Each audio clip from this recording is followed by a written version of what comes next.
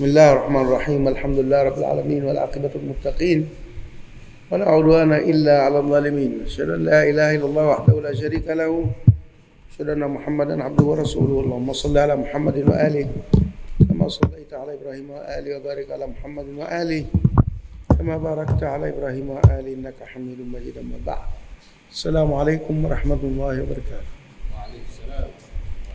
Tunaendelea na tafsiri ya Qur'an tukufu sura Asy-Syu'ara sura 26 katika mpangilio wa sura za Qur'an. Na leo mnikumbushe tunaanza aya ngapi?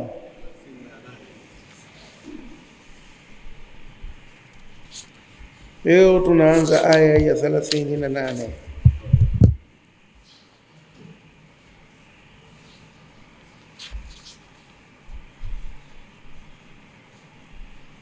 أعوذ بالله من الشيطان الرجيم.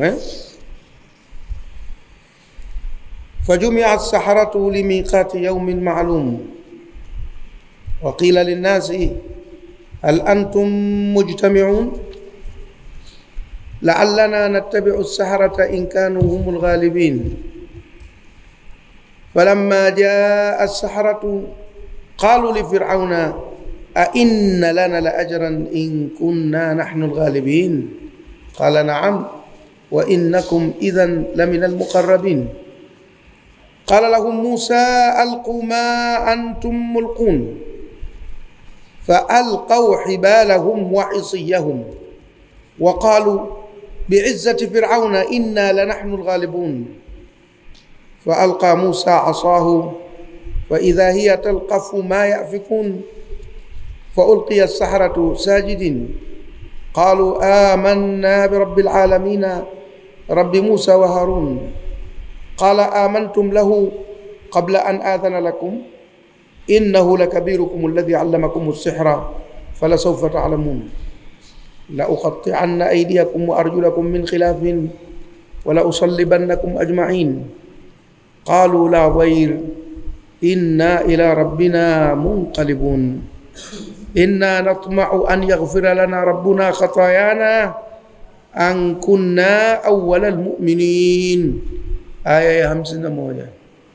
Tuweke lengo hapa sababu hali ya hewa hii haitabiriki, naweza kwenda pakavu mara likaporomoka Asubuhi leo tulikuwa vizuri, baada ya dhuhuri pale tunakuelekea 8 hivi 9 mambo yakaanza kuhari au kubadilika, tuseme hajaharibika kwa sababu ndio ulimwengu, yakaanza kubadilika.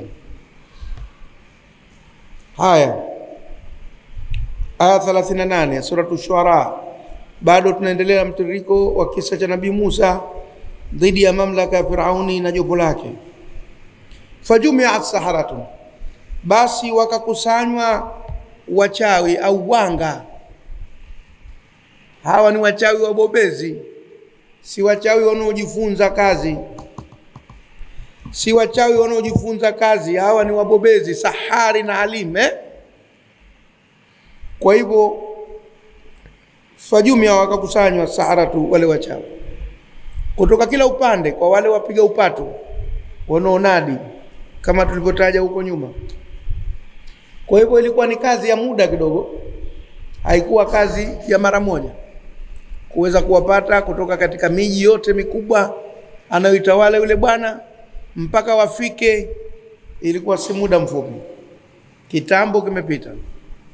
Lakini fajumia as-saharatu, wakakusanywa wale wachawi limiqati yaumin maalum, kwa wakati wa siku maalum, kwa ahadi ya siku maalum. Kwa hivyo ikapangwa siku, ina ratiba hasa, siku fulani itakuwa ni siku ya shughuli fulani, mpambano, mechi kali baina ya Musa na wachawi waliokusanywa na Firauni. Siku yake maalum ikawekwa, sio kwamba ilikuwa ghafla tu.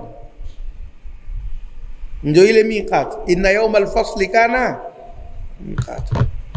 Ino miqati manake ni wakati, na wakati mwingine inatumika mahala katika mambo ya hija. Miqati ni kituo cha kuhirimia, lakini aghlabu ni wakati kuliko mahala, na neno lenyewe linatokana na wakati hivyo hivyo Kwa hivyo miqat, wakati, tena yaumi ni wa siku maalum. Kwa hivyo haikuwa siku nyingi, ni siku moja tu, lakini ina muda wake. Shughuli yote ya kukusanya wachawi na nini inafanyika kwa siku kadhaa, lakini kuja kufanya jambo ni siku hii. Imekuwa kama harusi. Harusi mnaweza mkajipanga miezi mitatu, lakini ni shughuli ya siku moja tu, tena ni masaa tu. Na wakati mwingine kama unachukulia akdi, wala si masaa, ni dakika tu. Ndio binadamu tulivyo sisi, tunaweza tukatumia muda mwingi kwenye maandalizi, lakini ile jambo lenyewe linakuja kufanyika kwa muda mfupi. Hivyo anakuja rais hapa msikitini, basi wiki nzima hapa watu hamkani, atakuja rais lakini pengine ataka dakika 5 10, imezidi nusu saa atakwenda zake, lakini nyinyi mliingia wahaka wiki nzima kwa sababu ya jambo la dakika 30. Tumeelewana? Ndio dunia ilivyo katika mambo kama haya. Kwa hivyo wahaka ulichukua muda mrefu, lakini muda uliopangwa kwa ajili ya shughuli yenyewe ulikuwa ni muda ndani ya siku moja tu, lakini muda wa mfupi sana, na utakuwa mfupi zaidi kwa mambo yatakavyokwenda huko. Sivyo kabisa, hata hivyo ilivyokadiriwa itakuwa chini ya hiyo saa moja, ni muda mfupi tu, mambo yatabadilika yote. Waqila linnas, na pakasemwa kuambiwa watu, yani watu wakaambiwa, hakutajwa nani aliyesema. Ndio qila mabnul majhuli ya qala yaqulu qila katika fasaha, pakasemwa. Na wako wanaosema quwila katika lahaja zao, wa quwila na pakasemwa, kama vile sumia quwila, wanairudisha ile wao na kuitia kisra. Na wako wanaoifanyia ishmam au wakaichanganya wakasema waqila. Ndio maana kuna viraa wakati mwingine tukipipitia humu itakuwa waqila, waquila, waqila, lakini mashuhuri ndio hicho qila. Ndipo wanaposema Makuraish, na Qur'ani kwa sehemu kubwa imezingatia matamshi ya Makuraish, kwa sababu Mtume Muhammad sallallahu alaihi wasallam naye mwenyewe ni Quraishi, na masahaba wa mwanzo waliomunga mkono walikuwa Makuraishi. Kwa hivyo Qur'ani ikiteremka kwa mara ya mwanzo imeteremka kwa lahaja ya Kikuraishi. Kwa hivyo matamshi ya Makuraishi yamepewa kipaumbele zaidi kwenye Qur'ani kuliko utamkaji wa Waarabu wengine wote. Ndio maana kule kwenye Hudi nafsiri, waqila ya ardu bla'i ma'aki wa ya sama'u aqli'i wa ghidha al-ma'u. Sasa imesomwa waquila ya ardu bla'i ma wa ghuwidha, na pia imesomwa waqila ya ardu bla'i ma'aki wa ya sama'u wa ghwidha. Quwila, qila na qila, ghuwidha, ghidha, ghwidha, kama vile buya. Hata ile bia imeuzwa buya na buya iko, na wako waliosema buha. Warabu wanavurugu kweli kwenye malahaja ukenda huko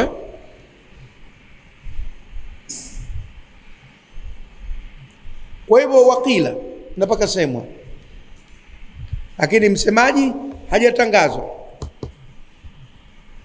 Na katika mambo haya kumjua msemaji sio jambo la muhimu kuliko kujua kile kilichosemwa. Kama mtangaza mkutano wa hadhara, si lazima kujua nani anatangaza. Anaweza kupita gari, kuna mkutano wa hadhara wa jimbo au nani anatangaza, si lazima kumjua. La muhimu kujua lile tangazo. Kwa hivyo Mwenyezi Mungu anamfanya kwa mabnul majhuli, yule aliyesema ni nani, si lazima kumjua, lakini ilisemwa. Na bila shaka aliyesema atakuwa ni mtu aliyepata ruhusa kutoka kwenye mamlaka ya Firauni. Kwa hivyo ni msemaji wa serikali au msemaji aliyeruhusiwa na serikali. Basi waqila linnas, na pakasemwa kuambiwa watu, wakaambiwa watu, hal antum mujtami'una, je nyinyi mtakusanyika kushuhudia hili? Hii istifham tashwiqi, yani kuhamasishwa, pakafanyika jambo la uhamasishaji, kama zile inavyofanywa na vyama vya siasa, kama inavyofanywa na taasisi zile za NGO. Kwa mfano yanapokuja mambo ya kuhamasisha watu kwenda kupima afya zao, yanatangazwa kila mahala, ule unaitwa uhamasishaji. Kwa hivyo ukafanyika uhamasishaji, ndio istifham tashwiqi, kama ilipokuja kule hal adullukum ala tijaratin tunjikum min adhabin alim. Kwa hivyo hal antum mujtami'una, je nyinyi mtakusanyika? Jamani msikose, mje mkutanoni, mambo mazuri. Tunataka tujue sasa hali itakuwa vipi. Nchi ilikuwa imekaa kwenye koma, maneno mengi, na wale watangazaji tena kwa kutia marembo wanajua, wakaliremba jambo lile ili watu wakusanyike. Tena mbele yakasemwa la'allana nattabi'u saharata, huenda sisi tukawafuata wachawi, inkanu humul ghalibina, ikiwa wao ndio washindi. Yanawekwa matumaini kwamba Musa atakiona konki, tumekwenda kumtafutia wachawi kiboko yake. Kama mtu fulani kiboko wa Masubiani, katika tangazo lake anaitwa kiboko wa Masubiani. Lina tangazo linaongezewa chumvi. Watu wangapi wametibiwa, wamepona? Kwa hivyo hapa huenda tukawafuata wachawi, inkanu humul ghalibina, ikiwa wao ndio washindi. Watu wa uganga wanasema iko ramli inaitwa ramli ya ghalib na maghlub. Unapiga ramli kumjua mshindi na mshindwa. Wanawalia pesa watu wa timu za mipira sana. Akaenda mtu, hebu tutazamie leo mechi imekaa vipi? Uwanja gani? Uko mashariki, uko magharibi? Mnachezana nani? Leo lini? Au mechi yenu itakuwa lini? Pigwa pa ghalib wa maghlub, Mashaka makubwa hayo. Wanataka kudokoa mambo ya ilmu al-ghaib, Sala'allana, huenda sisi, na ikatumika la'alla kwa matumaini kabisa, kwamba inawezekana kabisa, yapo matumaini. Nattabi'u saharata, tutawafuata wachawi sasa, sio Musa asibabaishe watu. Inkanu humul ghalibina, ikiwa wao ndio washindi. Lakini nyuma kaanza na la'alla, alafu ndo akaja na kuonesha kuwa anaweka matarajio kwamba yapo matumaini makubwa kwa wachawi watamshinda Musa. Njooni muone. Na huenda sisi tukawafuata wao, tukaachana na Musa, ikiwa wao ndio washindi. Matangazo yakafanyika, uhamasishaji ukafanyika, watu wakakusanyika, yakapatikana tena kwenye uwanja mkubwa. Sasa haiko tena habari ya ikulu, lisiwe lile la kujulikana na walinzi tu na watu wa ndani ya nyumba ya Firauni. Sasa liwe hadharani, kama uwanja wa Mnazi Mmoja pale ukibanda maiti. Watu nyomi, maneno ya vijana, alopanda kwenye mti, alofanya, alokaa juu ya farasi, alofanyaje, alimradi watu kibao, kila mtu anataka aone. Falamma jaa as-saharatu, walipokuja wale wachawi, yani kwa maana walipofika kwenye lile eneo la mpambano, qalu, wakasema li Firauna, kumwambia Firauni, bana ndo wale waita Musa haja waita, wala wako walikuwa na mwingine. Kwa hivyo mwenyeji wao ni nani? Firauni. Ikabidi wazungumze na Firauni, ndo mwenyeji wao. Wakataka kuzungumza naye mzee ana kwa ana, na hii inaonekana wazi kuwa na yeye alikuwepo, kaingia kuangalia mpambano. Wakamwambia, a inna lana la ajra, je, kwa hakika sisi tuna ujira katika kazi hii au bure? Na hii ndo kawaida ya wachawi na waganga, hawataki kitu bure. Kuna kitu bure. Mtu mmoja siku moja alikuja kwangu akasema, Sheikh, niombe dua na matatizo. Basi nikamaliza, kaniambia, zako shilingi ngapi? Nikamwambia, mimi sifanyi biashara ya dua yake. Manake alinichukulia mimi labda mganga, kwamba ukiomba dua, kuna watu wa dua za 1500, dua za 10000, si tutafanya dua kubwa huko, kila mtu aje na sadaka ya shilingi 10000, Dua zina bei siku hizi, hamjui nyie? Kama dua zina bei. Watu wanauza, kuna dua 5000, kuna dua 10000, kuna dua mpaka ya laki. Kumbe mtu mwingine ukimwita laki. Hata hawa wauzeshaji wana bei tofauti. Iko ile ya kwamba lile daftari lazima lilipiwe ile risiti. Alafu wana bei zao wale. Kuna shekhe yeye afungishi ndoa chini ya 100,000. Na sio 100,000 tuondoke nayo pale, na fuko moja hivi la kimo cha mbuzi ndani mna nini? Mna maakulati na manjumati. Kama hajafanywa hivyo hamjamtendea haki kwa kweli Kwa hivyo hawa tayari wameanza kuweka bei zao. Ukiona kuwa mtu katika jambo kama hili la kujitolea anaanza kujiwekea thamani, anajiwekea bei, anza kutia shaka juu ya kazi yake. Tumefahamiana? Angalau kama nchi ingekuwa imeweka standard hivi afadhali, lakini kama yeye anaanza kujitia thamani au anahoji ni shilingi ngapi nitapewa, lichakuwa tatizo. Sisi kama mimi mnaniambia bwana shekhe njoo kule Kinuni utoe darasa, alafu namuuliza Usama hapa, kila darasa moja mtanilipa shilingi ngapi? Tayari lishaanza kuwa tatizo. Tumefahamiana eh? Kama ingekuwa tunazungumzia ajira kwamba uje uwe mudiri, tunajenga hapa Mahadi, wewe ndo mkurugenzi wa Mahadi, ndo nitakulizia sasa huo ni mkataba wa kazi, itakuwa inajulikana mipango yake kwa mwaka kwa mwezi, shingapi mshahara wangu utakuwa, hapo tunajadili. Lakini kuja hasa kwenye madarasa alafu kaanza kuweka mshahara, hilo kidogo lina matatizo. Lakini nayo ni changamoto katika maisha leo. Ukizubaa sana shekhe utatua changala macho. Kizubaa sana, mimi nishawahi kwa jamaa mmoja ananichukua tu msikiti fulani bwana, ukatoa maweza pale watu watakuja wengi, alafu yeye anaanza kupigisha harambee pale michango. Akimaliza anakata kila anachotaka kunipa. Kilichobaki sijui kinakwenda wapi. Lakini kile kinachobaki kikawa labda mara 3 ya kile ninachopata mimi. Nilipogundua hivyo nikatoa mgunje. Nikamwambia bwana asiji, kwa nini unafanya kitu kama khiana? Huko wazi na huko mkweli. Tumeelewana vizuri hapo? Sasa haya yanatuletea tabu. Ukianza wewe shekhe kuanza kuweka viwango ulipwe lina tatizo, lakini na ukiwaachia watu kuna wakati mwingine pia panatokea nini? Panatokea tatizo. Kwa hivyo unaweza kwenda nao kidogo kwa muda, alafu ukiona linakuja tatizo unaanza kuambia jamani, mbona naona hatuendi vizuri kwenye lipi? Mnalizungumza lile jambo, lakini bora kwanza liwe lile jambo la kheri, alafu mndani zile changamoto usikija mnaanza kuelezana kidogo mpaka mnaliweka sawa. Huyo anafahamu na wengine wanafahamu. Kuna msikiti mmoja nilikuwa kuna mtu anapita na kofia. Pita na kofia safu, anakwenda anarudi, namuona anapita na kofia. Akimaliza hata kuswali na sisi hasa, anatia pikipiki moto, unasikia kiki nyemko, Allahu Akbar, unasikia jim, jamaa kishaondoka. Unajua kesio vizuri. Sasa hii nini? Ngoja tuione wiki 1, 2, 3 hivi tukasema hili sasa tumache. Watu wakakaa wakaliangalia, wakatengeneza udhibiti mwingine. Sasa kuna watu kazi yao virukia. Virukia ni ile miti inayotajua miti mingine. Mpaka ipate mti itambaye juu mtu mwingine. Hafanyi lolote, anasubiri pahala pamenawiri, anakuja anachupia juu, anafyonza, anaondoka.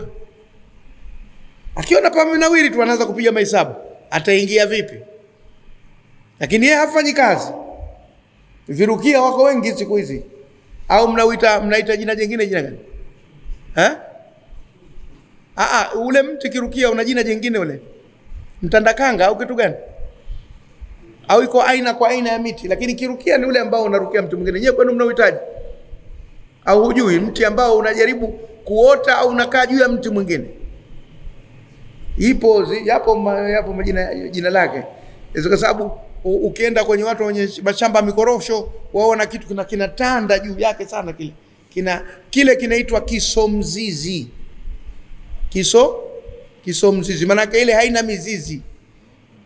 Ndo mtandakanga, kirukia, kisomzizi ni jamii hizo za miti ambayo inakuja kukaa juu ya mti mwingine. Kazi yote nafanywa na ule mti mkubwa, yeye kazi yake kunyonya pale akanawiri.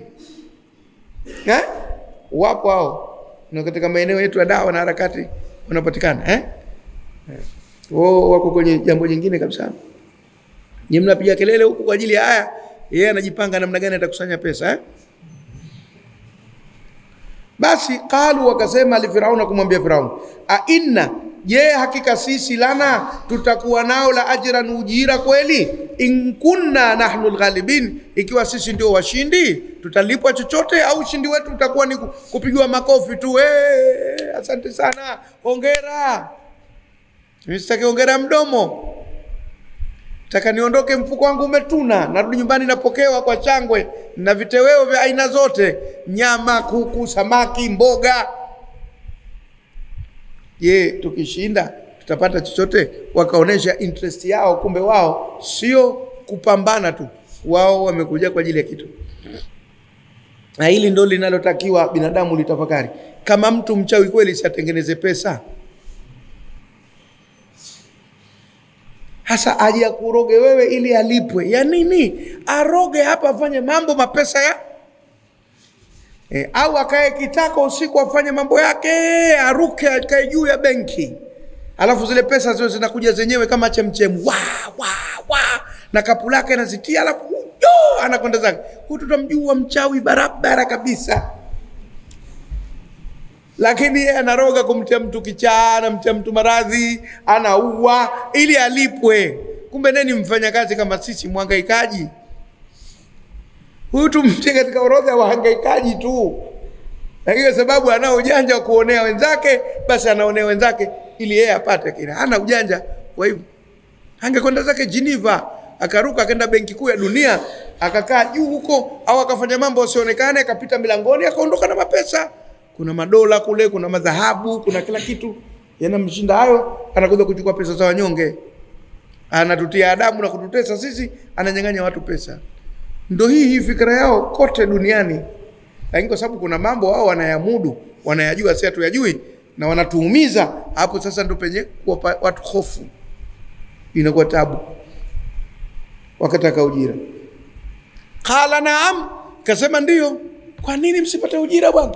Mtapata, hii kazi nataka ifanyike bwana. Sio na wasiwasi. Anayesema hivyo ni Firauni, na hakutaka mtu wakati. Sijui katibu, sijui msaidizi, sijui nani.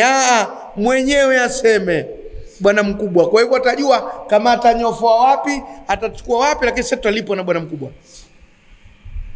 Qala naam, kasema ndio.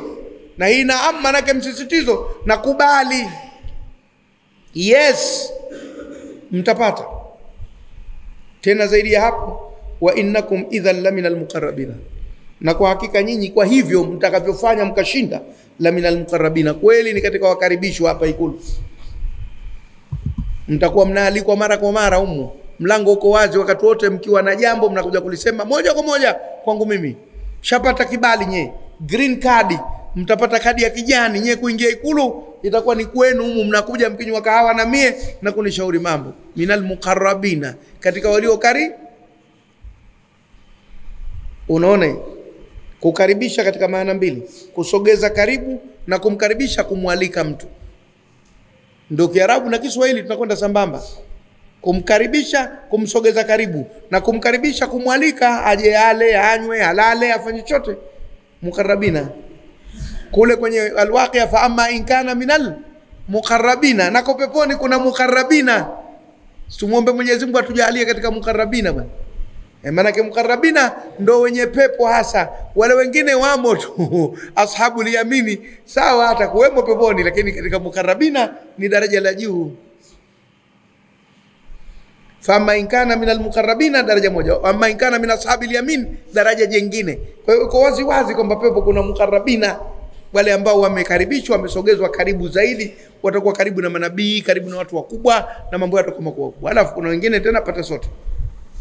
Lakini kama alivyosema mtu mmoja, bora ukalale chini peponi kuliko kupewa kitanda motoni. Tumemwambia na mzuri hapo. Bora ukalale sakafuni peponi kuliko kupewa kitanda wapi? Motoni. Ni kweli. Hebu tuingie peponi. Kwanza la kwanza tukate utepe, tuingie peponi. Asa akasema wa innakum, na hakika nyinyi, idhan, kwa hivyo. Kaweka neno idhan, kwa hivyo mtakavyofanya vya kutuletea ushindi, basi la minal muqarrabina, kweli hakika mtakuwa katika wenye kukaribishwa, wenye kusogezwa karibu kwa mfalme na kualikwa humu. Na ujue watu wanapenda sana kusogezwa kwa wakubwa. Kama hawajasogezwa, kujisogeza wenyewe. Kama hawajasogezwa, kujisogeza wenyewe. Wewe ukishakuwa mkubwa tu, basi kutakuwa na watu wanajisogeza tu lazima. Ukiwa tajiri, watajisogeza, lakini ukiwa mpango pakavu, watajiweka mbali. Akaambia mtakuwa katika wenye kukaribishwa. Haya, ahadi hizo baina ya wale wachawi na Firauni zikatimia. Kwa hiyo pakapatikana fungamano la maslahi. Fungamano la nini? Maslahi ya Firauni ni kumshinda Musa, na maslahi ya wachawi ni kukaribishwa kwa nani? Kwa Firauni na kulipwa ujira. Kwa hivyo hapo compromise ikapatikana, fungamano la kimaslahi kwa interest za pande zote mbili. Wale wachawi hawana ugomvi na Musa, wao wana tamaa tu ya malipo na kusogezwa karibu kwa bwana mkubwa. Lakini Firauni yeye maslahi yake ni kumshinda na kummaliza Musa, asije akauokoa umma wa wana wa Israeli, akauondoa katika mamlaka yake, akakosa nguvu kazi, akakosa wa kuwatuma kufanya kazi, wa kumzalishia mali na kumletea utajiri na riziki yake. Na siku zote ukiona watu wako pamoja na ni watu wa aina tofauti, lazima ulijiulize fungamano lao liliko kwenye jambo gani. Hawa wachawi na huyu mfalme si vitu viwili tofauti hivyo, wanafungamana vipi? Yako maslahi ya pande mbili, mutual benefit. Hawa wanapata na hawa wanapata. Hiyo ndio namna yake. Qala lahum Musa, Musa akawaambia wachawi hajashughulika na Firauni, kwa sababu Musa kamalizana na Firauni kwa kumwambia nimetumwa. Akaambia nini alama yako? Akaambia alama yangu ni hii. Akaambia subiri, situletee ujanja wa mjini hapa. Umekwenda kujifunza uchawi huko Madiana, umekuja hapa unataka kuuangusha utawala kwa uchawi. Tutakuletea wachawi kama wewe hapa ushindani. Kwa hivyo yeye na Firauni hawana hoja hapa. Hapa hoja ni hawa walioletwa kushindana naye. Unamuona Nabii Musa alipokuwa anajua kuendesha mapambano, kwamba yeye hapambani tena na Firauni kwa hapa, anapambana na hawa wachawi. Akimalizana na hawa anaweza akamgeukia Firauni, haya kuna jingine. Sisi wakati mwingine tunakuwa na tatizo kwamba unaweza kuwa unapambana na mtu, halafu yule unayepambana naye akakuletea mtu mwingine. Hasa fanya kwanza kumwacha yule uliyopambana naye, pambana na huyu aliyeletwa. Kisha kumalizana naye huyu ndio mgeukie yule aliyemleta, mwambie haya mtu wako huyu tushamalizana. Vipi, bado msimamo wako uko vile vile? Tumefahamiana? Ndio uendeshaji wa mapambano ya kihoja yanavyokwenda. Usibabaike. Kuna watu wanatomezwa tu kama mbwa, anakuja anabweka, piga mateke huyu mbwa, vunja mdomo sawa sawa. Mbwa akakimbia karudi alikotoka, ukalala chini, anatoka madenda. Alafu naambia mwenye mbwa, vipi, kuna wengine wawili wapo, maana kiatu changu hata kija chafuka bado chini. Unamuelekea tena yule ile aliyetomeza mbwa. Sasa Musa anawaelekea hawa kwanza mbwa waliotomezwa na Firauni, ngoja nishughulike na mbwa hao. Qala lahum Musa, Musa akamwambia alqu, tupeni ma antum mulqun, ambacho nyinyi ni watupaji. Tupeni karata yenu, tupeni vitu vyenu, wekeni hapa uwanjani. Kawaanza yeye, hajawaachia wamwambie Musa tupa wewe, kwa sababu yeye Musa vyake kishafanya na Firauni kishavishuhudia. Ndio maana wakaitwa wao. Kwani wao wameitwa kwa ajili gani? Kwa kama Musa kafanya 1 2 3, kwa hivyo yangu ishafanyika, wekeni yenu hapo tuyaone. Upo. Na siku zote mapambano yako hivyo, lazima ujue nani anaanza. Usende ukaanza tu. Kakuita mkwewe, njoo ba mkwe bwana tuzungumze. Basi ukifika pale nini mnamaliza. Tena unamwanamba mkwe, nimekuja bwana nishakunywa kahawa yako. Na umenitia nini? Usianze tena umeitwa ukasema bwana mtoto wako niliyemuoa bwana ana matatizo. We hukumfuata akakuita. Wacha aseme yeye. Ungemfuata kulalamika, ingebidi uanze wewe. Lakini kakuita, aanze yeye. Humu tunakosea sana katika mbinu za mijadala. Na ndio maana kwa vile tunashindwa. Sasa hivi atokee mtu, Shemsabae, subiri kidogo, ngoja kidogo. Haya nikanyamaza. Namuuliza unasemaje? Sianzi kusema mimi kwa sababu yeye ndio alionizuia. Kwa hivyo itabidi yeye ndo ana jambo la kulisema. Musa akawaambia alqu ma antum mulqun, tupeni nyinyi vya kutupa vyenu hivyo mnavyoweza kutupa. Yani wekeni mnachoweza kuweka, fanyeni mnaweza kufanya. Sasa si mmeitwa kupambana na mimi? Fa alqaw hibalahum, wakatupa fimbo kamba zao, wa isiyahum, na fimbo zao. Hibal ni kamba na isiy ni fimbo. Hibal ni jamu ya habl, wingi wa neno habl. Kamba ikiwa moja na zikiwa nyingi hibal. Kwenye Kiswahili bahati nzuri kwamba haina wingi wa kamba, Kiswahili sanifu. Kamba ikiwa moja ni kamba na zikiwa nyingi, yakiitwa makamba yatakuwa makubwa sana hayo. Na kule Usambani ni jina la mtu hilo. Makamba, mapingu. Mapingu alikuwa mtu vile vile. Mchezaji mpira hapa Zanzibar aitwa Mapingu. Makamba, mapingu, hayo ni majina ya watu. Mazonge, mapakacha, hayo yanaweza kuwa majina ya watu. Kamba yakiwa makubwa au wingi wake umepita kiasi, ndio sema maksima. Kamba hayo ndio yakuta. Na kwetu sisi kamba ni neno tata katika Kiswahili, lina maana karibu 4 maarufu 2: kamba ya kufungia kitu na kamba mdudu wa baharini, prawns. Matamshi kidogo wakati mwingine yanatofautiana. Na kuna kamba kasema, kini hiyo ni lahaja ya Kigumya. Kamba manake kasema. Na alikuwa kwa mwalimu kule Lamu anaitwa Mwalimu Kamba, jina lake.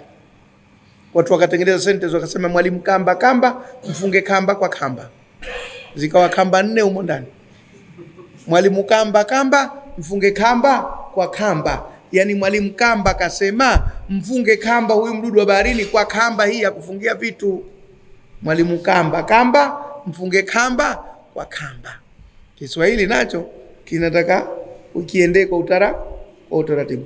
Basi wakatupa kamba zao, ndo hibalahum.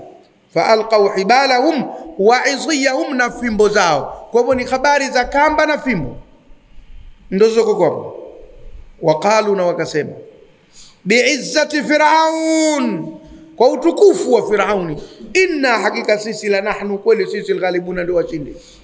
Ile ikawa kama kile kishangirio kile, idumu haki. Siku hizi sisikii sana hii haki, haipo, imepungua kidogo. Haya bwana, na mengineyo. Kwa hivyo ile biizzati Firaun wanafanya hivi, kwa utukufu wa Firauni, au Firauni oye, ndio maana yake. Firauni juu zaidi, ndio hiyo. Wanakuja na yale maneno ya shangwe, wanahamasisha, kwa sababu ndo watu waliambiwa wakila linasi hal antum mujtamiuna. Kwa hivyo watu wamekusanyika tele, wamejazana. Kwa hivyo wanaitia kwanza ile shangwe na hamasa, na ile lengo lake kubwa ni kumvunja moyo Musa alayhi salam na wale wanaomwamini. Kikosi chote hichi kimevinjari dhidi yetu, tutaweza kweli sisi? Na wenyewe wafanyaji wameanza na hiyo, wanajiamini sana. Mara mtu anatoka mbio akiona habari ndio hiyo. Unakwenda kutoa muhadhara, wamejaa watu kwenye ukumbi, wanaanza kukuzomea hilo. Utautoa muhadhara kweli? Ujikaze kisawa sawa. Mara miguu inapata vibration kuliko ya simu. Ubaya zaidi vibration ikiingia mdomoni, nataka kusasa bana, awe ngoma isharibika yote. Kwa hivyo ile peke yake nayo ilikuwa ni propaganda ya kumtia hofu Nabii Musa na wale wanomunga mkono. Lile shangwe liwe kubwa la watu wanomunga mkono Firauni. Biizzati Firaun, Firauni oye, watu oye. Chuma maelfu ya watu wanamshangilia Firauni, sio Musa. Musa alikuwa kidume kweli kweli kupambana na hali kama hiyo. Ndio maana kule aliambiwa tupa fimbo yako, akaitupa ikawa nyoka, akageuka akimbia, akaambiwa sasa kama unaogopa fimbo yako mwenyewe, ugeuka nyoka, utamweza Firauni wewe, jikaze. Kwa hivyo Mwenyezi Mungu alifanya kwanza tukio la kuiua hofu ndani ya nani? Ndani ya Nabii Musa, ili akija pale lolote litakotokea lisimbabaishe. Waqalu biizzati Firauna, wakasema kwa utukufu wa Firauni, inna hakika sisi la nahnu, kweli sisi alghalibuna, ndio washindi, tutashinda. Firauni oye, ushindi daima, ushindi ni wetu. Unaona kazi hiyo, yani kuweka lile shamba. Na ndio maana utakuta kwenye makampeni ya kisiasa wanatengeneza hivyo vile, kuwapa confidence wale wanachama wao na wapiga kura wao. Kwa hivyo tukisema Qur'ani imezungumza siasa kwa maeneo kama haya, tutakuwa tumekosea? Hatujakosea. Na siku moja mtu mmoja anambia, wewe Sheikh Msaba unafundisha dini lakini uache kutia siasa. Naambia sikuitia mie, kaitia Mungu. Sasa kama unaweza kuitoa wewe kaitoe, mimi siwezi kuitoa. Imo humu, si ndio hii? Kwani hii ni kitu gani sasa? Kuitumia kwa kuusakama upande mmoja dhidi ya upande mwingine ndio tatizo. Uelezee katika uhalisia wake bila upendeleo, hapo ndio utakuwa umefanya jambo la sawa sawa. Lakini kuizungumza lazima tuizungumze. wakasema hivyo. Basi washatupa vitu vyao. Fa alqa Musa asahu, basi Musa akaitupa fimbo yake. Wale walikuwa na kamba nyingi, hibal wa isi, na fimbo nyingi, si moja, na lilikuwa kundi la wachawi. Akule kwenye nyingine yakageuka majoka yale, kwa muonekano yanatembea majoka kibao. Watu wakasema tunataka tuone leo sasa, mmoja kwa 10 itakwenda vipi mambo haya? Akaitupa fimbo yake moja tu. Fa idha hiya, mara fimbo hiyo inarudi kwenye asa, kwa sababu asa ni muannathi katika matumizi ya lugha. Wama tilka biyaminika ya Musa, qala hiya asaya. Hakusema huwa asaya, akasema hiya, ndio fasaha yake.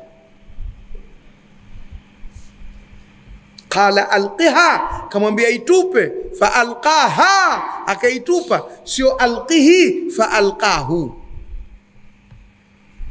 ingawa inawezekana wakasema baadhi ya Waarabu, lakini fasaha yake inaonekana ni muannath, na ndivyo Qur'ani ilivyotumia. Kwa hivyo hiya tunairudisha kwenye fimbo.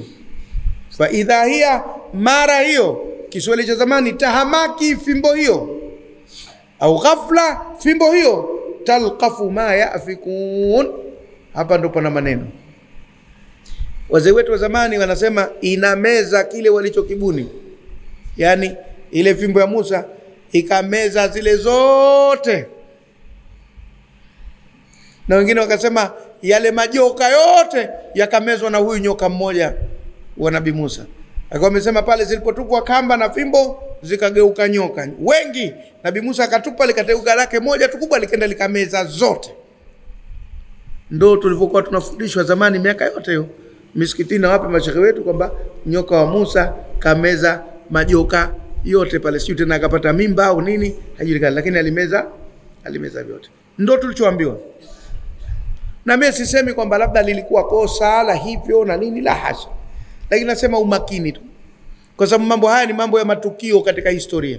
La msingi ni lile kwamba Nabii Musa aliwashinda. Hilo ndo jambo la msingi. Aliwashinda kwa mtindo huu, kwa mtindo ule, si kitu kikubwa sana cha kubishania.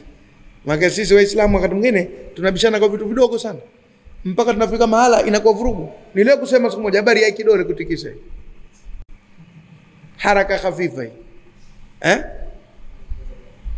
wengine wiper za gari, wengine siku hizi antena, wengine mkia wa mjusi, wengine ni moja kwa moja. Lakini unafikiri unafika mahala unaweza kukuta watu wanagombana. Siku moja nimekuta mimi sio, nilicheka mpaka nyuma. Mtu mmoja anasali kwa tahiyatu kwenye sala jamaa, na mwingine kwa tahiyatu, yule anatikisa kidole, basi ndani ya tahiyatu akakikamata kidole cha mwenziwe, hapo kaendelea na chake. Toa salamu, unanibabaisha na mkia wako wa mjusi wewe. Jambo hili la kugombania. Siku moja kuja msikiti mmoja wa mjini huko, mtu mmoja anasali, alikuwa anasali sala yake peke yake, kisha chelewa, watu shamaliza. Watu wamekaa huko swala chini radi, kakaa kwenye nguzo kama kule, akafunga kifuani. Allahu akbar hivi. Basi kuna mtu mmoja akatoka, akazunguka, akaenda kwa nyuma, akamkamata mikono, akamshusha, akamwambia msikiti huu ni hapa. Hiyo ya huko akakufanya hapa.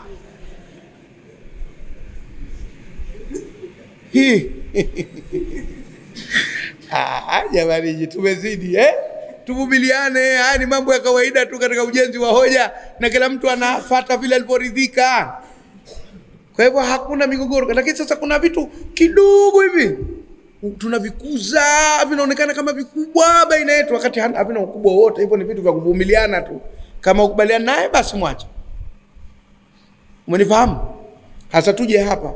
Ndio siku moja mimi nilisema katika tafsiri, zote Hashim Saba anatoa tafsiri ngeni, lakini si katika kuelezea visa na masimulizi na nini. Ukubaliani na hili, chukua lile ukubaliana nalo, kwani hapa tunazungumzia kubatilika kwa sala au kubadili itikadi. Huu si uchambuzi tu wa matukio ya kihistoria katika dini. Tena basi katika mambo ambayo wala hayana uhusiano na vitendo vya kila siku vya moja kwa moja. Sasa ugomvi uko wapi? Kama nikitafsiri mimi ukubali na mimi sema sikubaliana na tafsiri yake, haina mashiko, basi ngoma imekwisha. Tatizo liko wapi? Lakini mwingine anataka kuanzisha hapo hapo, kani mgombane. Ndio maana mimi watu namna hao si wajibu, nawaacha kama waliko, mimi naendelea tu. Talqafu, kumeza, wamesema ndio wale wazee wetu wa zamani. Basi mara hiyo fimbo yake inameza vile ambavyo wamevizua. Lakini hebu tutazame talqafu katika lugha, maana yake ni kumeza au kunyakua au kutengua. Goalkeeper mpirani akidaka mpira sema yatalaqafu, utalaqafa alkura, kaunyaka mpira. Sasa kautengua pale, kaumeza au kafanyaje?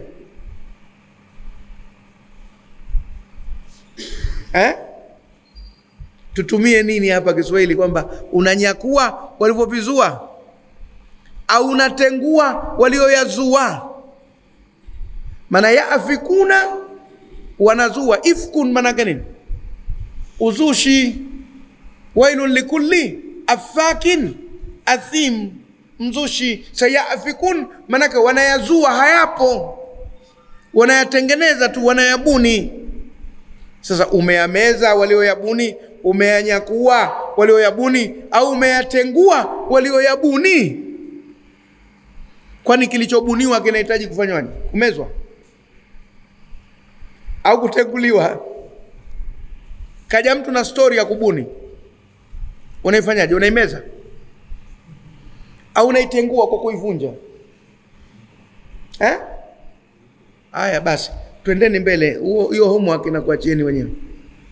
Fa ulqiya as-saharatu sajidina, wakakutwa wachawi wale ni wenye kusujudu. Ulqiya, wakakutwa. Pia unaweza ukasema wakabwagwa wachawi wale hali ya kusujudu, wakaangushwa hali ya kusujudu. Aliyoangusha nani? Yale mawazo yao wenyewe. Lakini tunasema wakakutikana wachawi wale wanasujudu. Yaani Firauni akawaona wachawi wale wanaporomoka, kufanyaje? Kusujudu. Saalqa, tumesema yulqi maana nini?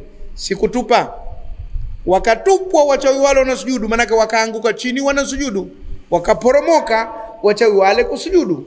Na kwenda taratibu humu kwenye maneno, kwa sababu kuna vitu wakati mwingine katika ufafanuzi vinaleta tabu. Yaani wale wachawi, nguvu zilizowafanya wasujudu, Musa hakuzijua wala Firauni hakuzijua.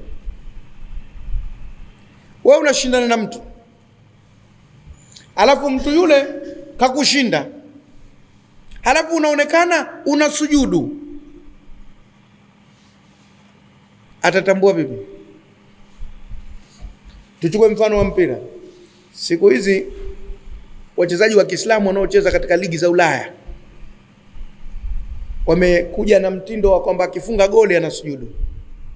Si wote, baadhi. Kwa sababu wachezaji wenzao wa Kikristo wakifunga goli anapinda magoti, alafu anafanya hivi. Yaani anaashiria ile dini yake. Sisi wetu wakawa akifunga goli anashangilia tu, ile dini yake haitangazi. Mwenzake anatangaza nini? Dini. Umenifahamu? Hasa baadhi yao wakasema na sisi tusujudu kutangaza dini yetu kwa sababu ni mapambano. Wakatokea mashekhe wakasema haifai sijida hiyo. Umevaa bukta, una uzu, nielekea kibla. Shenzi. Ala, mwenzako anatangaza msalaba, huyu anatangaza Uislamu, unamzuia huyu na yule baki kutangaza msalaba. Come on, stupid fellow. Hapa tuko kwenye mapambano.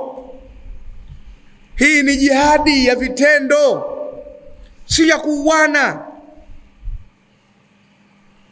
Fa in khiftum farijalan au rukbana, mtasali mnatembea kwa miguu au mmepanda farasi.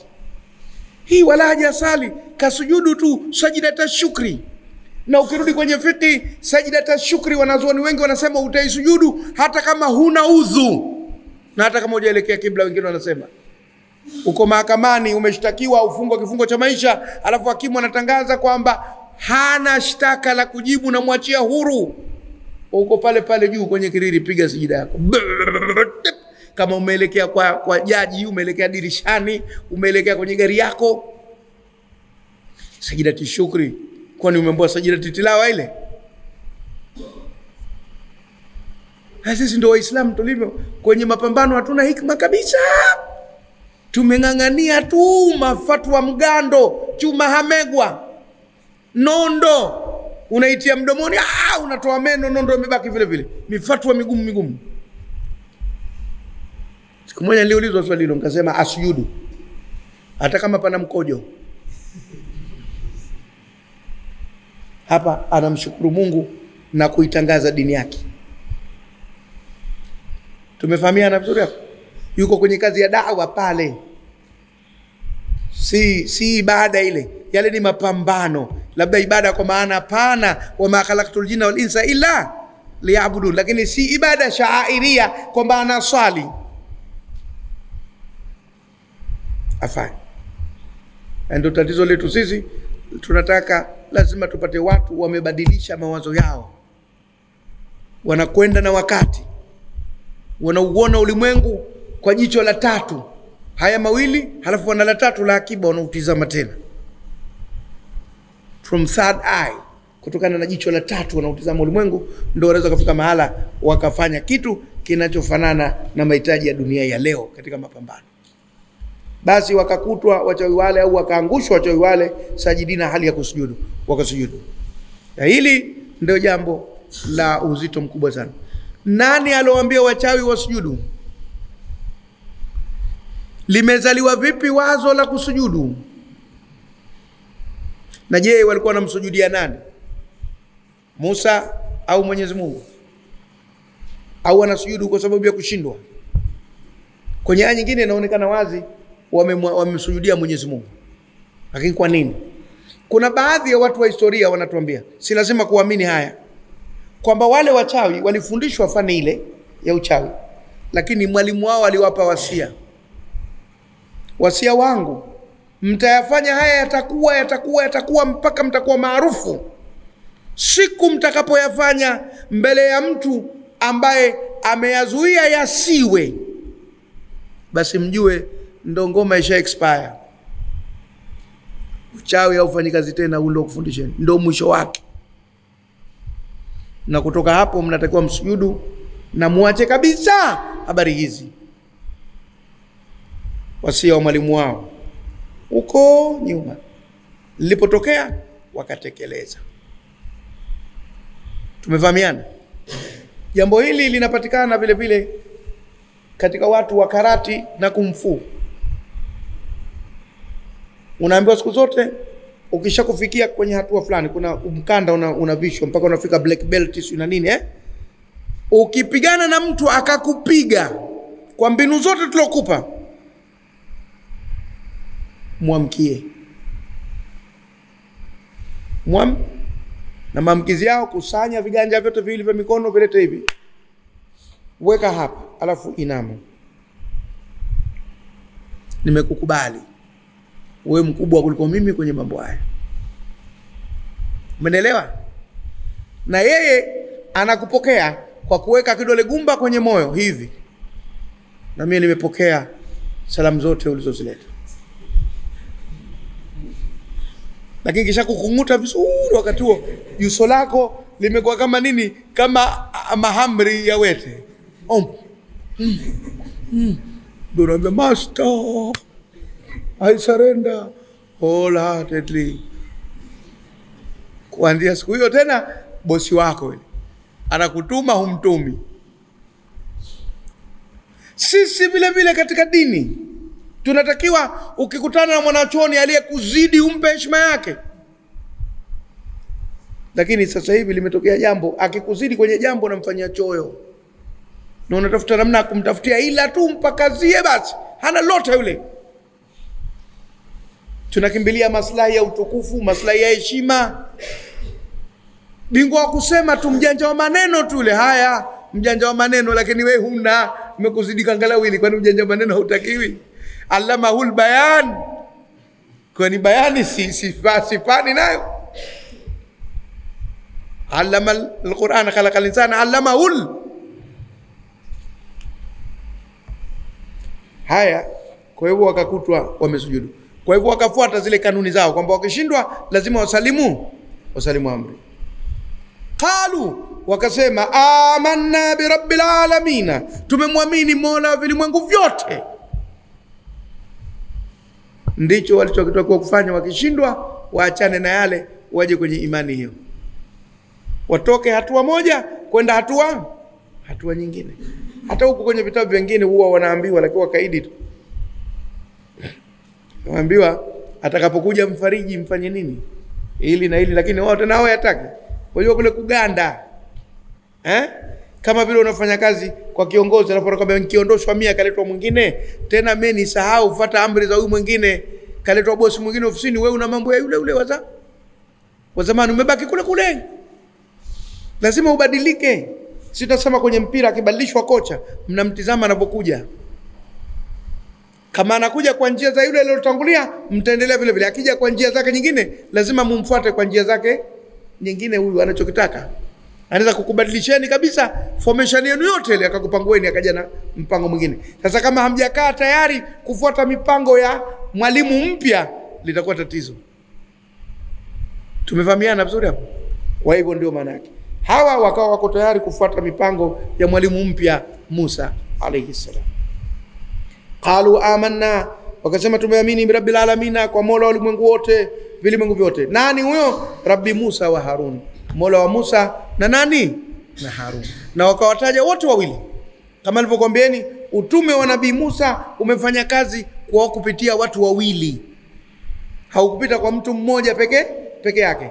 Lakini Musa jukumu lake kubwa lilikuwa kupambana na Firauni, na Harun jukumu lake kubwa ni kuulea ule umma wa wana wa Israeli ili wawe pamoja na Nabii Musa muda wote. Kwa hivyo wamegawana kazi wale, lakini jambo lao ni lile moja, na sababu zake ni za msingi, kwamba Nabii Musa alitupwa akaokotwa ndani ya nyumba ile akiwa mdogo. Kwa hivyo yeye akili yake, mazingira yake, lugha yake, utamaduni wake wote ni wa nyumba kubwa. Kwa hivyo mle ndani anamjua nje ndani nje, na zile taratibu za Firauni anazijua, na uendeshaji na kila kitu. Kakuwa mle mpaka katoka mtu mzima mle, ana umri usiopungua miaka 30 katoka mle. Tangu ana siku ya kwanza ya kuzaliwa mpaka kiasi cha umri wa zaidi ya miaka 30 kakaa mle ndani, asiyajue vipi mambo. Na yeye hawajui wana wa Israeli zaidi waliokuwa wanakaa vichochoroni huku, magengeni, Manzese, sijui wapi, Mburahati vijijini huko, Magogoni sijui hawezi kujua wanokaa kule Madongo Poromoka.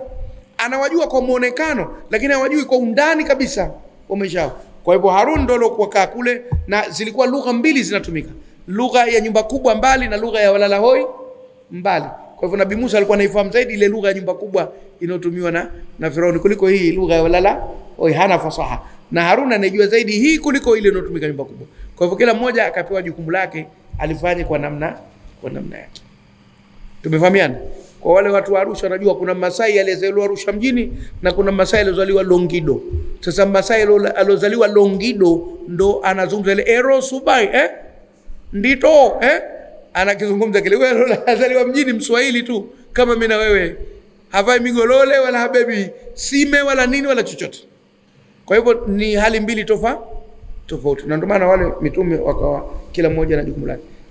Wakasema Rabbi Musa wa Harun, Mola wa Musa na Harun. Na hii Rabbi hapa ni badali. Qalu amanna bi rabbil alamin, Rabbi inaitwa badali, na ndio maana ikafuata irabu ile ya kisra kwa kisra. Badalul majrur wala majruri kasratun dhahiratun fi akhiri, nahau imesimama kidete. Haya, Firauni kashashindwa hapo wazi. Kashindwa kwa hoja, kashindwa kwa matukio, kashindwa kwa kila kitu. Lakini kwa sababu Firauni alikuwa anajua kuchezesha na kuchezea akili za watu, tizama anavyokuja na propaganda na kuupindua ukweli. Moja katika kazi mbaya za propaganda ni kuubadili ukweli. Kama alivyosema mmoja katika mapropagandist wakubwa wa Hitler, anasema kwamba uongo ukirudiwa bila kukanushwa utageuka kuwa ni kweli katika vichwa vya wasikilizaji. Uongo ukirudiwa bila nini? Bila kukanushwa, utageuka ukweli ndani ya vichwa vya wasikilizaji. Kwa hivyo kwa kila siku jambo linasemwa na nyinyi hamjibu, hamkanushi. Mwisho utasema labda kweli bwana, kwa wenyewe wamenyamaza kimya. Umeelewa? Kwa hivyo wako watu kazi yao kupindua tu. Ukweli wanaupindua, unageuka uongo, na uongo unaupindua, unageuka nini? Ukweli. Sasa tumuone Firauni. Ndio maana siku moja leo kusema kuna watu wakasema astaghfirullah. Ikasema ingekuwa Nabii Musa hakupewa utume na Mwenyezi Mungu, akaachwa hivi kama yeye, asingemweza Firauni. Firauni alikuwa na akili kuliko Nabii Musa. Kama hii Firauni ana akili kuliko Nabii Musa, ndio maana Nabii Musa akasaidiwa. Ati kama ingekuwa akili yake inatosha kupambana na Firauni, alihitaji msaada gani wa fimbo, si ghasi yako pa utume ya nini yote? Peleka tu jichwa lako mchungu akapambane naye. Asingemweza. Firauni kichwa chake kikali, na kwa hivyo manake sio kwamba mtu mwenye akili sana lazima yakaongoka. Anaweza kuwa na akili sana akapita njia sio kwa ile akili yake. Wama tawfiki illa billah. Lazima Mwenyezi Mungu akuwezeshe, na ndio maana tunaambiwa tuombe pamoja na elimu zetu na ujuzi na ujanja, lakini na Mungu naye tufanyeje? Tumuombe atuongoze, tusije tukaitumia vibaya neema ya akili aliyotupa. Firauni ni mmoja katika watu wanaoweza kutolewa mfano kuwa katumia vibaya neema ya akili aliyopewa na Mwenyezi Mungu. Tizama anachokuja akafanya. Qala, akasema amantum lahu, mmeamini kwa ajili yake, kabla an adhana lakum, kabla sijakupeni ruhusa. Nyinyi mmekuja hapa kwa wito wa nani? Na mlipoanza mlianza vipi? Biizati. Tena leo mnaamua tu kumwamini Musa na Mungu wake bila kuja kuchukua ruhusa kwangu mimi. Kweli ni ungwana huo? Kweli huo ni ustaarabu? Hebu semeni wenyewe. Unaona Firauni alipokuwa mjanja, kakamata pahala, kawashika pabaya kwenye mapumziko.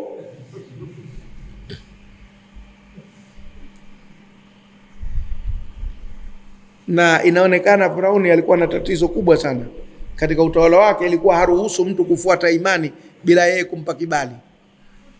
Yaani unataka kuingia dini yote, uende kwa rais kwanza kwambie mzee nataka kuingia dini fulani. Hebu ngoja tuiulizie. Iko hivi basi amwandikeni barua umeruhusiwa kuingia kwenye dini. Kama vile upewe passport ya kusafiri. Hakukuwa na uhuru wa kuingia dini nyingine yote mpaka itoke ruhusa ya nani? Hamna kwendaje kwenye dini hizo bila ruhusa yangu mimi? Nani kakupeni ruhusa? Kwa mia dini nye. Mmesafiri kutoka nchi moja kwenda nchi nyingine bila passport Shenzi nye. Akaja na hoja hiyo. Qala amantum lahu, kasema mmeamini kwa ajili yake, kabla an adhana lakum, kabla sijakupeni ruhusa. Innahu, hakika mtu huyu Musa la kabirukum, ndo mkubwa wenu. Shagundua anageuza maneno sasa.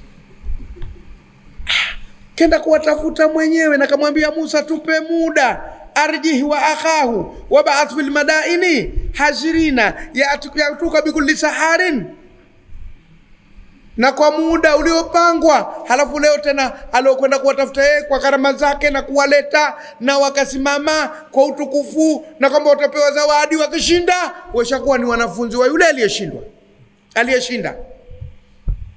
Anageuza mnataka kunila kivuli Mwalimu na wanafunzi wake mmetengeneza mkakati, mnanizunguka Alimradi hakosi la kusema. Yeye anataka kutia vugu kwenye mawazo tu. Ule ushindi wote wa Musa uonekane hauna kitu, ubabaishaji.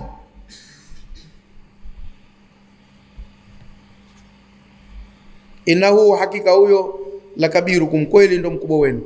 Alladhi, ambaye allamakum sihra, kakufundisheni uchawi mnaofanya. Yule ndo mwalimu wenu. Mmekuja hapa mnajifanya mnashindwa kumpa nguvu mwalimu wenu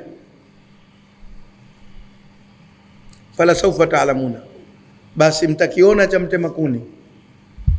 Fala sawfa ta'lamuna, basi mtakuja kuona, mtanitambua mimi nani. Subirini. Si nimekuiteni kwa karama zote mimi, alafu mnanifedhesha hapa, mtakiona cha moto.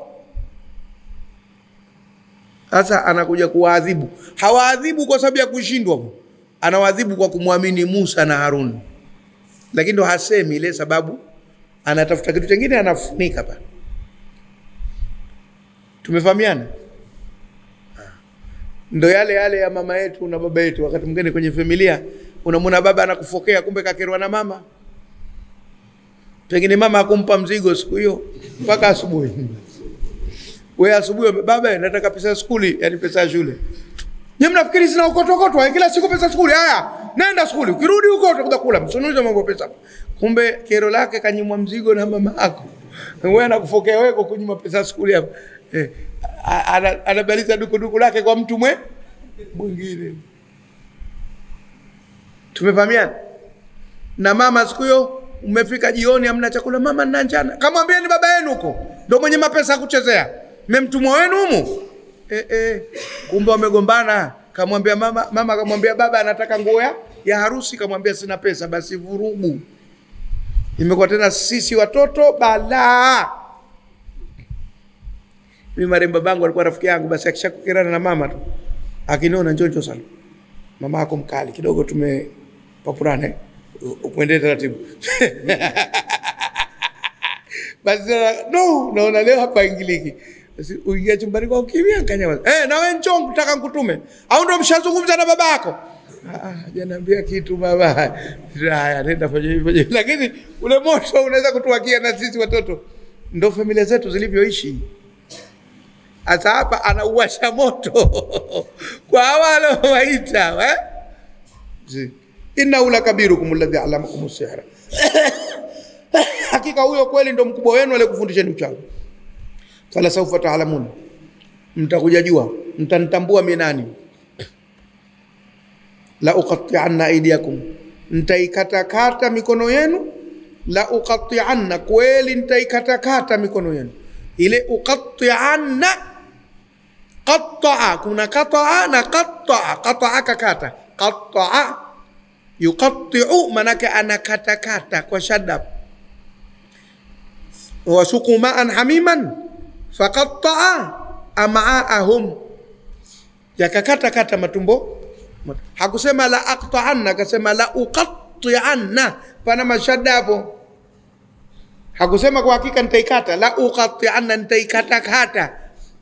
Manake si mara moja. Aidiakum, mikono yenu, wa arjulakum, na miguu yenu, min khilafin, kwa njia tofauti. Hii ni moja katika adhabu alizokuwa nazo.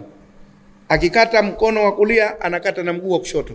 Akikata mkono wa kushoto anakata na mguu wa nini? Wa kulia. Ndio unaona yule mzungu wa karata, ukimtizama naye kakatwa hivyo hivyo, lakini wanakuwa wawili, mmoja huku mmoja ukigeuza hivi utamwona na mkono mmoja na mguu mmoja, na ukigeuza hivi na mkono mmoja na mguu mmoja. Wanasema ile ni style ya Firauni imejitokeza, imewekwa pale. Kuna mambo ya kifirauni ndani ya karata mle. Yamo, siku moja tutakaa tuzichambue karata nikuonesheni mambo ya kifirauni yaliyomo mle ndani. Hata lile jina la Seti limo katika familia ya Firauni. Ndio mna Seti mle, hamna Seti kwenye karata? Limo Seti, kuna Re. Na mambo ya kifirauni, lakini sisemi kwamba karata ni mchezo wa Firauni. Sio kasema shekhe katoa fatwa kwa karata mchezo wa Firauni. Anasema yako mambo ya haya. Wala usallibannakum ajma'in, na nitakusulubuni kwa hakika nyote. Nitakutundikeni kwenye vigogo vya miti, ndio kusulubu. Kusulubu ni kumuua mtu kidogo kidogo. Ushamkata alafu unamtundika, watu wakipita wanamuona tu anavyohangaika. Na pana walinzi pale, subutu ukamtundue. Watu wapite wakiona mpaka unakata roho pale. Iwe fundisho kwa wengine. Kusulubu manake kumtia kwenye shida mpaka akafa kwa shida. Huku kumkata moja alafu kumsulubu la pili. Atawafanyia mawili hayo, awatundike kwenye vigogo vya nini? Vya mitende. Qalu, wakasema kwa kujiamini, la dhair, hakuna dhara lolote. Dhair vile vile ni neno la pili la dharra, hakuna dhara. Potelea mbali, fanya utakalo. Hawa jamaa walikuwa na imani kubwa. Huku wametoka kama wachawi, hapa wamekuwa na imani kiasi hiki. Turning point nzito sana. Siku moja mtu mmoja aliuliza, mbona umebadilika mno kutoka kwenye uchawi mpaka kufika mahala wanaambiwa watauliwa kwa vifo vibaya na wanasema hakuna neno?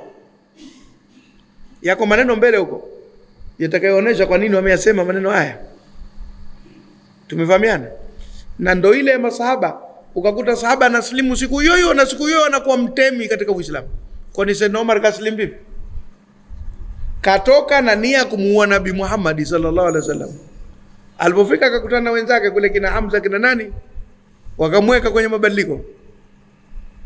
Katoka mle ndani ana moto, anasema kwa nini tusiutangaze Uislamu waziwazi? Tunajificha nini? Tunaogopa nini?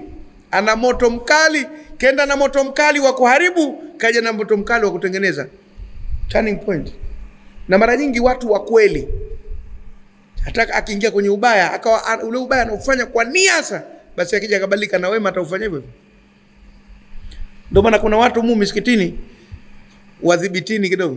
Maka mtu akaanza kuleta tabu, bwana usiletee ukhanithi humu msikitini. Ana nini huyu? Anatusumbua Kwa sababu huko wanakotoka walikuwa watemi kwenye mambo yao. Na sasa wamerudi huku nako hawataki jambo linakwenda ovyo, hawataki kusikia jambo linakwenda ovyo. Mara wanakunja shati umo msikitini kwa sababu ule utemi umebadilika tu kutoka utemi wa kipumbavu kuja utemi huu katika mambo ya khairi. Basi sasa azimuliwe kidogo, mzee aste hapa si msikiti Magumi, msikiti Magumi huko hapa labda msikiti Mateke au msikiti Vidole. Haya, kwa hivyo wakabadilika kupita kiasi. Qalu la dhair, wakasema hakuna dhara, inna ila rabbina munqalibuna, hakika sisi kwa Mola wetu tunapinduka, yani tunarudi. Tukifa tutarudi kwa Mwenyezi Mungu. Tushafanya mabaya mengi si. Kwa tukiuliwa kwa ajili ya jambo hili, huenda ikawa ndo msamaha wa dhambi zetu. Wacha ututese tusameheke. Tushafanya madhambi mengi sana. Tushakusaidieni nyinyi watawala madhalim kupita kiasi. Mshaonea watu sana kupitia nguvu zetu sisi. Wacha sisi tuteseke, tufute dhambi zile ili tukapokelewa na Mwenyezi Mungu tukiwa safi. Imekuwa tukio lile badala ya kumpa mafanikio Firauni linazidi kumharibia, mpaka hili linakuja kuwatisha kwamba atawaua vibaya, nalo linazidi kumharibia kwa msimamo uliotoka. Anaharibikiwa tu katika kila hatua anayochukua na utemi wake wote. Basi wakasema hivi. Halafu mbele wasema inna natma'u, hakika sisi tuna tamaa, tuna matumaini kabisa, hatuna wasiwasi, an yaghfira lana rabbuna, atusamehe sisi Mola wetu khatayana, makosa yetu tuliyofanya. Ankunna, na sio in. Qiraa chetu chote mashuhuri ni an kunna, na ndivyo inapoelekea. An kunna awwalal mu'minin, kwa sisi ndio wa mwanzo kuamini katika hii kaumu yako, watu wabaya wakorofi sio wa mwanzo kabisa kumkubali Musa. Basi huenda hii daraja ya kuwa sisi tumeamini mwanzo kumkubali Musa katika mazingira magumu kama haya, huenda ikawa ndio raba ya kufuta madhambi yetu yote tuliyofanya huko mwanzo. Kituo chetu hapa, lakini kuna jambo nataka niliseme. Wanasema tunatumai, tunatarajia, hatujakata tamaa. Natma'u, inna, hakika sisi natma'u, tunatamaa, an yaghfira lana rabbuna, atusamehe sisi Mola wetu khatayana, makosa yetu. An kunna, kwa kuwa sisi awwala almu'minina, tumekuwa kwanza kuamini katika kundi hili kumkubali Musa. Katika ile kundi lililo katika upande wa Firauni na supporta za utawala, sisi ni wa mwanzo kwenda kwa nani? Kwa Musa. Inaonekana basi kuwahi katika imani ni daraja. Siku moja nilikumbana na mtu mmoja katika wale wanaosema Abubakar ana nini? Jamaa zetu. Hana lolote. Hata kama kaslimu mwanzo ndio nini? Nikamwambia kaslimu mwanzo ndio nini? Nikampeleka an kunna awwalal. Kwa sisi ni waumini wa mwanzo, ina maana ni daraja nayo. Hatukatai na Ali bin Abi Talib yumo katika wale waamini mwanzo, lakini huwezi kumtoa Abubakar. Utamuingiza Ali, utamuingiza Abubakar, utamuingiza Khadija, utamuingiza Ammar bin Yasir, utamuingiza Zaid bin Haritha. Hawa ni wa mwanzo kuamini. Kwa hivyo ina maana kuwahi katika jambo, seniority ni jambo muhimu. Wale ni watu wa mwanzo, waasisi wa lile jambo. Kwenye taasisi yoyote ile wanakuwa ni waasisi wa hilo jambo. Basi sisi kuwa ni waasisi wa jambo hili katika upande huu uliokuwa umempinga tukawa wa mwanzo kumkubali, tunataka hivyo. Mwenyezi Mungu inshallah atatusamehe makosa yetu, kwa sababu hiyo ni daraja tukiwa kama watu wa mwanzo.